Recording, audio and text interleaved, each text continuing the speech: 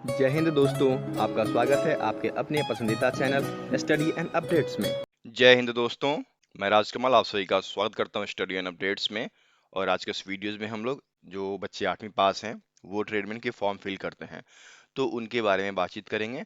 और इसमें क्या रिक्वायरमेंट रहता है, कितना उम्र होना चाहिए, क्या क्या सर्टिफिकेट लगेगा, रनिंग क्या होगी, इन सभी चीज़ों की जानकारी आज के इस वीडियोस में दी जाएगी। तो चलिए शुरुआत करते हैं। सबसे पहला चीज आता है एडुकेशन लेवल, शिक्षा का स्तर जो है वह क्या होना चाहिए। तो शिक्षा का स्तर जो है वह 8वीं पास होना चाहिए, ठीक है। उसके बाद है कि 8वीं पास जब आप होंगे तो एग्रीगेट परसेंटेज कुछ भी हो, लेकिन सभी विषय में आपके जितने 5 विषय हैं, 6 विषय हैं, उन 6 के 6 विषय में आपको 33 नंबर से ज्यादा होने चाहिए, ठीक है। पहला क्या हुआ, 8वीं पास। दूसरा क्या है कि प्रत्येक सब्जेक्ट में, प्रत्येक विषय में आपको 33 नंबर से अधिक नंबर होने चाहिए, ठीक है। तब जाकर आप इस फॉर्म को फिल कर सकते हैं। ओके, चलिए अब द्वितीय बात आती है, वह है आपका उम्र। तो उम्र जो है वह 17.5 से लेकर 21 के बीच रखा गया है, ठीक है। यदि आप 17.5 से 21 के बीच हैं तो आप इस फॉर्म को भर सकते हैं। ओके, अब आपने फॉर्म फिल कर दिया, आपका एडमिट कार्ड आ गया, तो अब क्या करेंगे, आप एग्जामिनेशन देंगे, ठीक है। एग्जामिनेशन में जो है आपका पहला फेज होता है जो कि रिटन एग्जाम पे बेस्ड होता है। और रिटन एग्जाम जो होता है वह सीईई बेस्ड होता है, कंबाइंड एंट्रेंस एग्जाम, ठीक है। तो इसके अंतर्गत आपको देखिए, या तो आपके 50 प्रश्न रहेंगे, ठीक है। तो 50 प्रश्न के प्रत्येक प्रश्न के 2 नंबर दिए जाएंगे सही होने पे, ये है पॉजिटिव मार्किंग, ठीक है। और यही आप गलत होंगे तो -0.50 की नेगेटिव मार्किंग भी की जाएगी, ठीक है।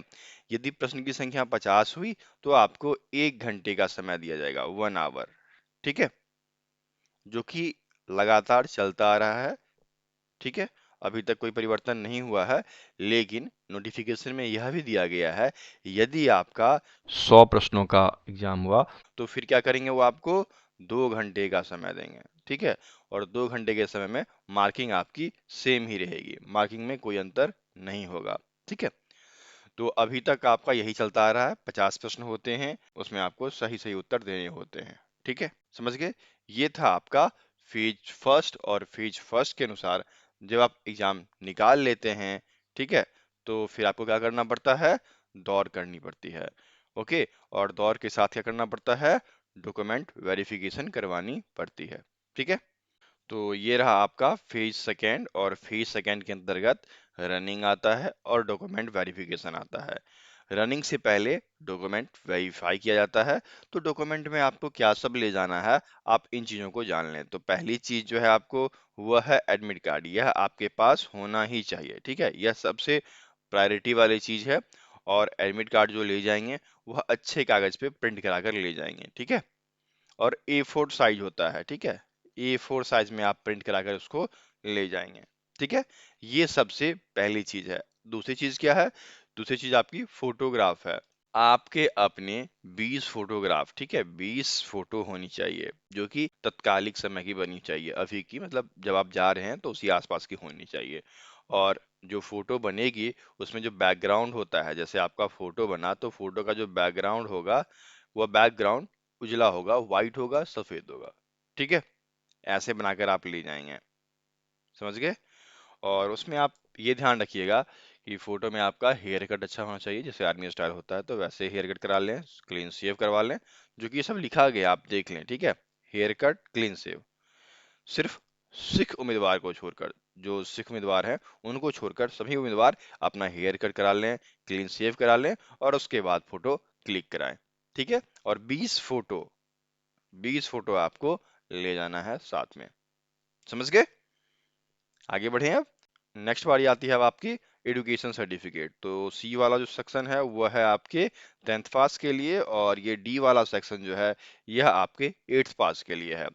और इसमें साफ साफ लिखा गया है, 8th class pass marksheet and transfer certificate issued by school should be countersigned by district inspector of school, district education officer. In case the candidate fails to produce the document, he will not allow to participate in the rally on the ground of being in position of the higher education certificate, that is class 10th mark sheet. Candidates who have applied for post of Agniveer Tradesman class 8th will be allowed to take part in the rally only for the category applied for and will not be allowed to change their candidature to the Agniveer Tradesman class 10th category. देखिए सीधी सी बात है, यहाँ पर आपको ये कहा जा रहा है कि आपके पास दो सर्टिफिकेट होने चाहिए। कौन कौन से? एक तो आपका मार्कशीट होना चाहिए, ठीक है, दूसरा आपका ट्रांसफर सर्टिफिकेट होना चाहिए। ये तो मैंडेटरी है, ओके। और जब आपके पास ये दोनों सर्टिफिकेट है तब आप इस फॉर्म को फिल कर सकते हैं। और ये दोनों सर्टिफिकेट, पहला तो आपको स्कूल लेवल पे साइन करके मिलता ही मिलता है, दूसरा आप क्या करेंगे कि जिला लेवल पर या तो निरीक्षक से या जिला शिक्षा अधिकारी द्वारा प्रति हस्ताक्षरित करवा लेंगे। ये काम थोड़ा सा इंपॉर्टेंट है, ठीक है। पहला क्या होना चाहिए कि 8th पास, टीसी और मार्कशीट होनी चाहिए, और वो मार्कशीट आपको प्रति हस्ताक्षरित होनी चाहिए। किससे? जिला स्कूल निरीक्षक या फिर जिला शिक्षा अधिकारी द्वारा प्रति हस्ताक्षरित होना चाहिए, ठीक है। ये आपका मेन है। और यदि आपके पास ये सर्टिफिकेट है तब आप इस फॉर्म को फिल कर सकते हैं। और इसमें आपको एक चीज ध्यान रखना होगा, यदि आप 8th बेस फॉर्म फिल कर रहे हैं तो आप 8th बेस ही फिल करेंगे, फिर आप 10th बेस में डालेंगे तो आपको दिक्कत आएगी, तो वो आपको 10th बेस में छांट देंगे, ठीक है। 8th बेस भरे हैं, 8th बेस एग्जाम आप दे पाएंगे, ये साफ साफ वर्णित किया गया है, ठीक है। आगे बढ़ें। अगला है आपका डोमिसाइल सर्टिफिकेट। देखिए डोमिसाइल सर्टिफिकेट जो है, आवास प्रमाण पत्र, अधिवास प्रमाण पत्र, आप आवासीय भी कहते हैं, आवासीय, या फिर आप कह लीजिए निवास प्रमाण पत्र, तो ये आपको पहले तो ब्लॉक लेवल पे बनता है, ठीक है। पहले आप ब्लॉक लेवल पे बनाएं, और ब्लॉक लेवल पे बना के फिर आप क्या करेंगे, सब डिवीजन, सब डिवीजन में जाके क्या करेंगे, इसको हस्ताक्षरित करवाएंगे। किससे? तहसीलदार से। यदि आपने इतना करा लिया तो बहुत अच्छी बात है, और इससे ज्यादा जाना चाहते हैं तो क्या करेंगे, डिस्ट्रिक्ट मजिस्ट्रेट डीएम द्वारा जो है, डीएम द्वारा आप प्रति हस्ताक्षरित करवा लेंगे। यहाँ तक आपका चल जाएगा। यदि तहसील से आपने करवा लिया तो आपका काम यहीं पर समाप्त हो जाएगा, ठीक है। उसके बाद आपका देखिए कास्ट सर्टिफिकेट होता है, रीजनल सर्टिफिकेट होता है। ये सब आपको जो है ऑनलाइन अप्लाई करना पड़ता है, पहले ब्लॉक लेवल पे, और ब्लॉक लेवल पे अप्लाई करके जब आपको मिल जाता है तो उसको आप सब डिवीजन में अप्लाई कर एक एप्लीकेशन देना पड़ता है, एप्लीकेशन देकर सब डिवीजन में उस पे प्रति हस्ताक्षरित करवा लेंगे। आपका सर्टिफिकेट वही रहेगा, सिर्फ उस पे सिग्नेचर जो है तहसीलदार का होगा, या फिर उससे आगे बढ़ते हैं तो डीएम से आप साइन करवा कर उसको रख लेंगे, ठीक है। क्योंकि कास्ट सर्टिफिकेट कभी नहीं बदलता, निवास प्रमाण पत्र अब ये भी नहीं बदलता, ठीक है। रीजनल सर्टिफिकेट ये आपको कभी नहीं बदलेगा। तो ये सारी चीजें जो है आपको करवा कर रख लेनी है, या फिर कुछ अधिक समय होता है उसमें आपको रिन्यूअल करवा लेना है, ठीक है। समझ गए? नेक्स्ट आपकी बारी आती है स्कूल कैरेक्टर सर्टिफिकेट। देखिए आप कैरेक्टर सर्टिफिकेट में क्या है कि दो टाइप के कैरेक्टर सर्टिफिकेट हो जाएंगे। एक तो आपका होगा स्कूल चरित्र प्रमाण पत्र, जब आप स्कूल छोड़ते हैं तो उस समय हमें एक कैरेक्टर सर्टिफिकेट दिया जाता है, तो एक तो आपका वो कंसीडर हो गया। और दूसरा आप क्या करेंगे, एक अप्लाई करेंगे सरपंच के पास। जब सरपंच के पास अप्लाई करते हैं तो सरपंच उस पर साइन करके मोहर करके देते हैं, ठीक है। जो कि हम लोगों ने भी करवाया था जब आर्मी की तैयारी कर रहे थे हम लोग, तो हम लोगों ने भी ये चीज करवाया था, ठीक है।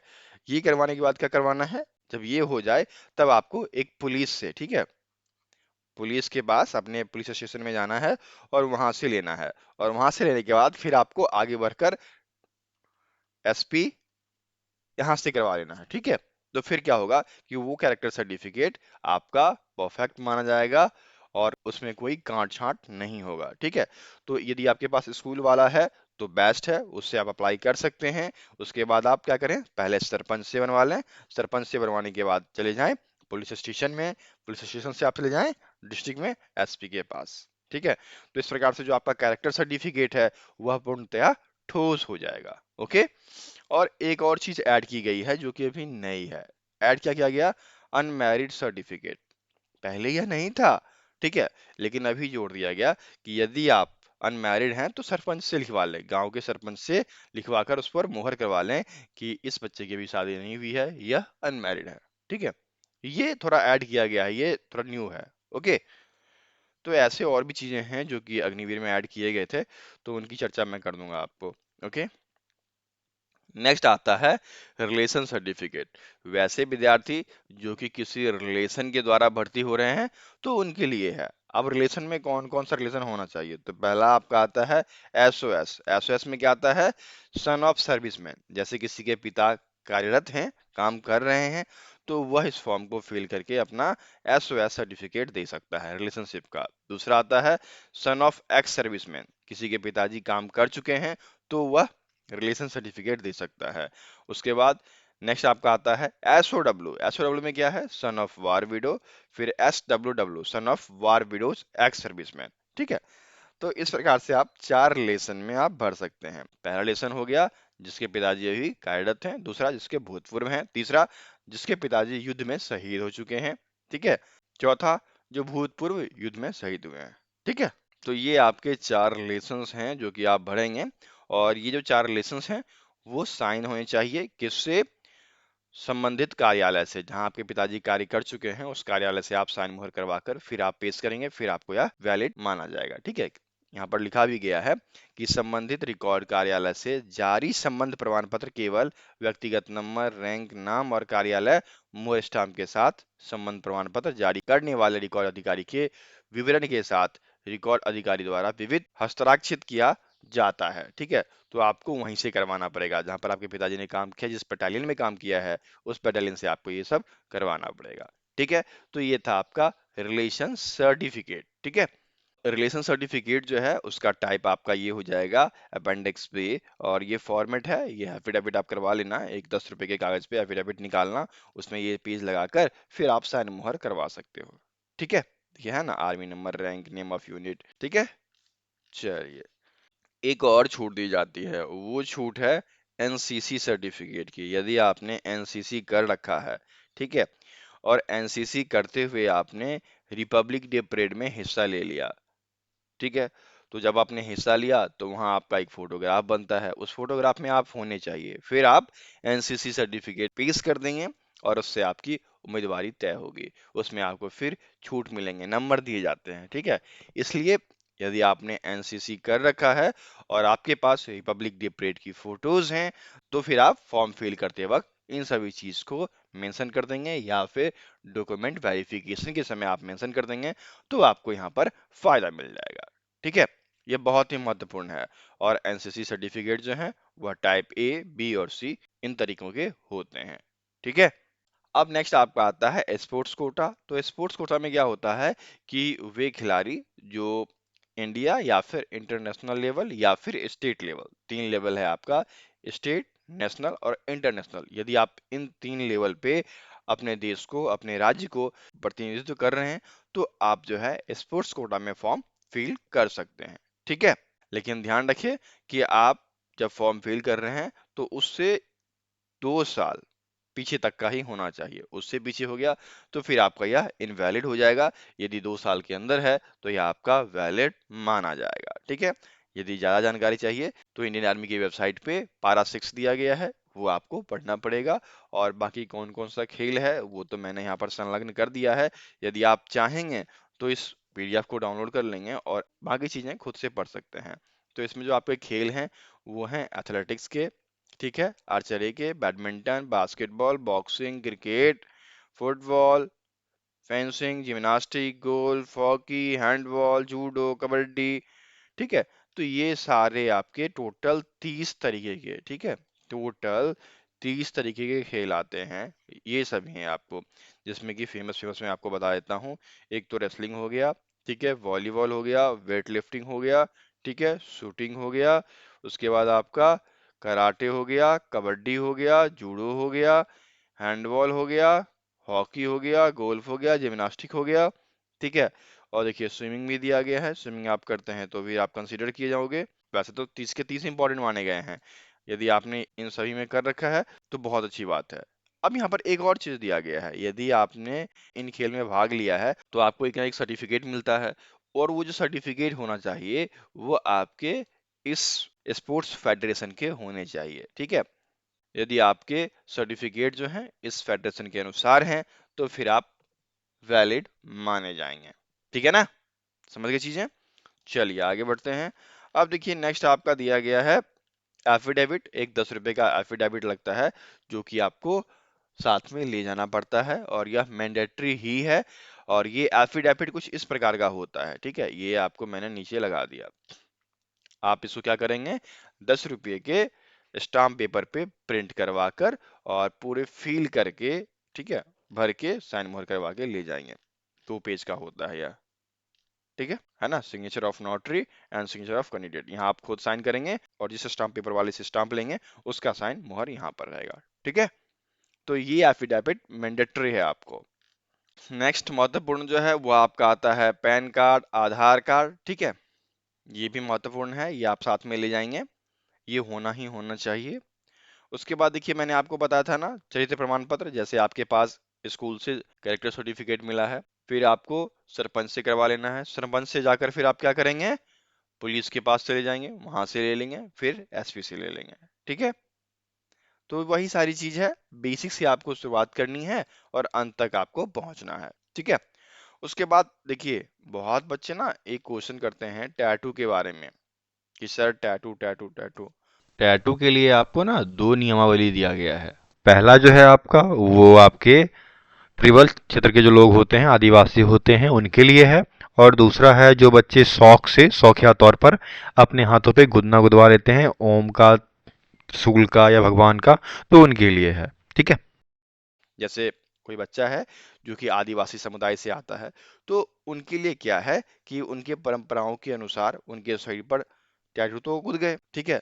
यदि वो अस्थाई हैं या अस्थाई हैं, अस्थाई हैं तो आपको हटा दिया जाएगा, अस्थाई हैं उसके लिए फिर आपको क्या करना पड़ेगा, एक अपेंडिक्स भरना पड़ेगा। अपेंडिक्स 2 है हमारे पास, अपेंडिक्स E1 और E2, ये जो है आपके टैटू के लिए हैं, ठीक है। इसमें आपको साफ साफ वर्णित करना पड़ता है कि जैसे कि मैंने ये टैटू करवा ली, अब ये टैटू दोबारा वर्णित नहीं होगा या हमारे शरीर पर इसके अलावा कोई भी टैटू नहीं आएगी, ठीक है। लेकिन ये वैलिड किसके लिए है, आदिवासी समूह, जनजाति समूह के लिए है। और जो बच्चे ओम वगैरह छपवा लेते हैं या फिर भगवान की मूर्ति छपवा लेते हैं, तो उन बच्चों के लिए बोला गया है कि permanent body tattoos of religious sentiment are only permitted of inner face of forearms if from inside the elbow to the wrist and reserved side for palm or the back to side of the hand. Permanent body tattoos on only the part of the body are not acceptable and candidates will be barred from further selection. देखिए सीधा कहा गया है कि जो tattoo होनी चाहिए, जो धार्मिक टैटू है, यदि आपने ओम छपवा रखा है, त्रिशूल बनवा रखा है या फिर भगवान की मूर्ति छपवा रखी है, तो ये जो आपका हाथ है ना, इस हाथ में ऊपर की तरफ नहीं होना चाहिए। यदि नीचे की तरफ से है, ठीक है, नीचे की तरफ से है, हथेली की तरफ से है, हथेली जो है आपका हथेली की तरफ से है, तो फिर वो चलेगा, ठीक है। हथेली की तरफ से है तो आपका चलेगा, लेकिन यदि आपने ऊपर से करवा रखा है तो आप स्वीकार नहीं किए जाओगे। यदि हथेली के अंदर की ओर है तो फिर आप एक्सेप्टेबल हो, उसके लिए आपको अपेंडिक्स भरना है जो कि नीचे वर्णित किया गया है, ठीक है। अपेंडिक्स E1 जो है यह नॉर्मल बच्चों के लिए है जो कि हाथ वाथ में टैटू करवा लेते हैं, ठीक है।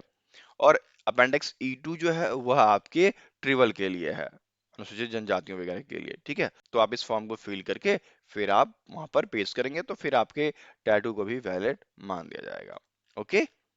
चलिए नेक्स्ट आपकी बारी आती है रिक्रूटमेंट रैली, जो कि बहुत ही महत्वपूर्ण है। और उसमें क्या सब होता है मैं आपको बता दूं। सबसे पहला तो आपका रनिंग होता है 1600 मीटर, ठीक है, जिसको कि आप 1.6 किलोमीटर कहते हैं, ठीक है। यह आपको बेस्ट से बेस्ट करनी पड़ती है, बेस्ट करते हैं तभी आपका सिलेक्शन हो पाता है, ठीक है। 6 मिनट की टाइमिंग मानी जाती है, जितना बेस्ट आप करोगे उतनी अच्छा सिलेक्शन होगा, ठीक है। यदि आप 5 मिनट 30 सेकंड में मार देते हो तो आपको इसके लिए 60 नंबर दिए जाते हैं। यदि आप 5 मिनट 31 सेकंड से लेकर 45 सेकंड के अंतर्गत हो तो 48 नंबर दिए जाते हैं, ठीक है। यदि उसके बाद हो 45 सेकंड के बाद हो तो फिर आप क्वालिफाइड भी नहीं हो पाओगे, क्योंकि आपके साथ 200 बच्चे दौड़ रहे होंगे, उस 200 बच्चों में 50 बच्चों के सिलेक्शन हो जाएंगे, तो आगे के जो बच्चे होंगे उनका सिलेक्शन हुआ, बाकी आप छट जाएंगे। तो दो ही ग्रुप वहां पर कंसीडर किया जाता है, एक आपका 5:30 और दूसरा आपका 5:45, ठीक है। 5 मिनट 30 सेकंड, दूसरा 5 मिनट 45 सेकंड। तो ये जो लिखा होता है नोटिफिकेशन में कि 6 मिनट के अंतर्गत, तो उसको भूल जाना है। आप 5 मिनट 30 सेकंड के अंतर्गत अपने 1600 मीटर की दौड़ पूरी कर ली तो आप क्वालिफाइड माने जाओगे। सेकंड बारी आती है आपका बीम्स खींचने का, पुलअप पुशअप नहीं कहते हैं इसको आप, पुशअप। तो यदि आपने 10 पुशअप लगाए तो 40 मार्क्स मिलेंगे, 9 पुशअप लगाए तो 33 मार्क्स मिलेंगे, 8 पुशअप लगाए तो 27 मार्क्स मिलेंगे, यदि आपने 7 पुशअप लगाए तो 21 मार्क्स मिलेंगे, 6 पुशअप लगाए तो 16 मार्क्स आपको मिलेंगे। ठीक है। एक आपका आता है डिच, ठीक है, इसको क्वालिफाई करना होता है। एक होता है जिसमें कि जिगजैग प्लेटफॉर्म होता है, उस पे चलना होता है, तो यह आपका होता है क्वालिफाई करने के लिए। ठीक है, ये है छलांग लगाना, जो आप छलांग कहते हो ना, छलांग लगाना है तो कम से कम 9 फीट छलांग आपको लगानी पड़ती है। तो ये है आपका रनिंग फेज। ठीक है। और फिर रनिंग फेज के बाद फिर आपका क्या हो जाएगा, मेडिकल स्टैंडर्ड होगा। यदि आपने मेडिकल स्टैंडर्ड को पार कर लिया तो फिर आप क्वालिफाइड माने जाओगे। ठीक है। तो इस प्रकार से क्या हुआ, पहली फेज में आपका ऑनलाइन एग्जाम हुआ, दूसरे फेज में क्या हुआ, आपका डॉक्यूमेंट वेरिफिकेशन, उसके बाद फिर आपका फिजिकल हुआ, फिर आपका मेडिकल होता है। ठीक है। तो मेडिकल पैमाना जो है वह उनके अनुसार होता है, तो इसमें कुछ विशेष चर्चा मैं नहीं करना चाहूंगा। तो ये कुछ था जो 8वीं बेस बच्चों के लिए था। ठीक है। और मैंने इसका पीडीएफ संलग्न कर दिया है, आप वीडियो के लिंक में जाएंगे, वहां से जाकर यदि आप इसका पीडीएफ चाहते हैं तो डाउनलोड कर सकते हैं। यदि आप पढ़ने के लिए कुछ स्टडी मटेरियल्स चाहते हैं तो उसका भी लिंक आपको नीचे दे दिया गया है, आप वहां से जाकर उस चीज को डाउनलोड कर सकते हैं। और ध्यान रखें कि आपको जो भी स्टडी मटेरियल्स मिलेगा वह 10th बेस होती है, 8th बेस यदि आप ढूंढेंगे तो आपको नहीं मिलेगा। 8th बेस में क्या करना है आपको, मैथ जो होता है वह 8th के अनुसार होता है, बाकी जीके, रीजनिंग, ठीक है, साइंस, यह सब आपको 10th बेस तक ही पूछा जाता है। तो आपको तैयारी 10th बेस ही करनी पड़ेगी, फिर आप क्वालिफाई कर पाओगे। ठीक है। और विशेष कोई हेल्प चाहिए तो आप हमें व्हाट्सअप कर सकते हैं, हमारा व्हाट्सअप नंबर है 7979946092। ठीक है। ये है स्टडी एंड अपडेट्स का व्हाट्सअप नंबर, आप इससे व्हाट्सअप कर सकते हैं। ओके। फिर मिलते हैं अगले वीडियो में, तब तक के लिए जय हिंद।